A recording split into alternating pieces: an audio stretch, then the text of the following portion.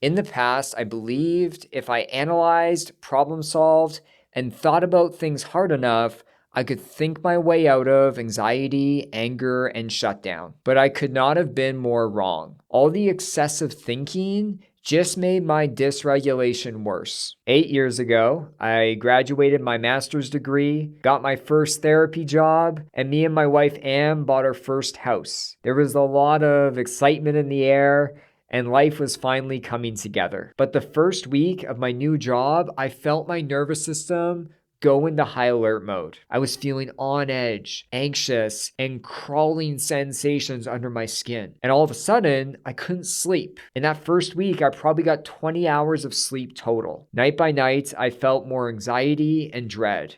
And my brain locked on to this idea that if I can't fix my sleep, then my whole life is going to fall apart. My mind was flooded with catastrophic thoughts. I thought if I couldn't sleep, I wouldn't be able to function as a therapist. I'd lose my job.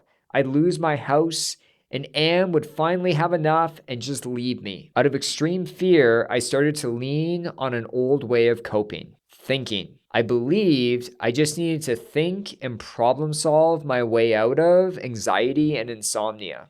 So I went to the drawing board on how to fix my anxiety and insomnia. I started with doing sleep hygiene. So I had the same bedtime. I ate certain foods. I had a completely dark and cold room, and I had no TV before bed. Then I started to analyze all the factors in my day that could be causing my anxiety or my insomnia. Then I tried to stop caring so much about work. I realized I cared way too much about work and it was increasing my stress. I started to challenge and change my thoughts, change my old thinking patterns. This led me to try to do deeper work where I changed core beliefs. Now, I also spent some time trying to solve my financial issues, my financial problems to lower stress that way. And finally, I used a lot of affirmations, such as I am strong or I am capable. And guess what? All the thinking, planning, problem solving was completely useless. Over the next 3 months, my anxiety and obsessiveness about sleep got significantly worse. So thinking wasn't the solution.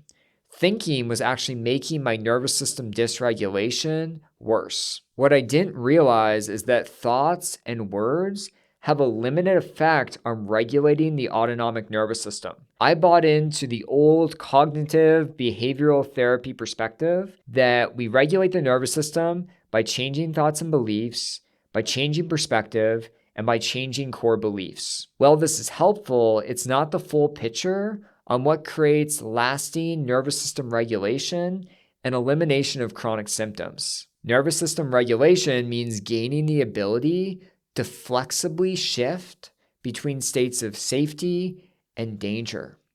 Now, when I was experiencing anxiety and insomnia, I lost this flexibility and I had an inability to shift up to a safe, regulated state. So this is the vital thing to understand about your nervous system. Your vagus nerve makes up your parasympathetic nervous system. So it runs from the base of your skull down into every major organ in your body and up into your face. And it's responsible for helping us feel safe, calm, and at ease. Now, the vagus nerve communicates messages between the brain and body. Only about 20% of signals of safety or danger are motor, meaning they're coming from the brain to the body. And this is why I couldn't fully think my way out of anxiety or insomnia. However, 80% of signals of safety or danger are sensory, meaning they're coming from the body up into the brain. And so the physical inputs of the body are telling the brain if we are safe or in danger. And this is why safety starts in the body. We need to regulate our nervous system to improve our mental health. And we can do this by engaging in somatic therapy. So this was the big shift for healing my chronic anxiety and insomnia. I stopped trying to think my way out of it.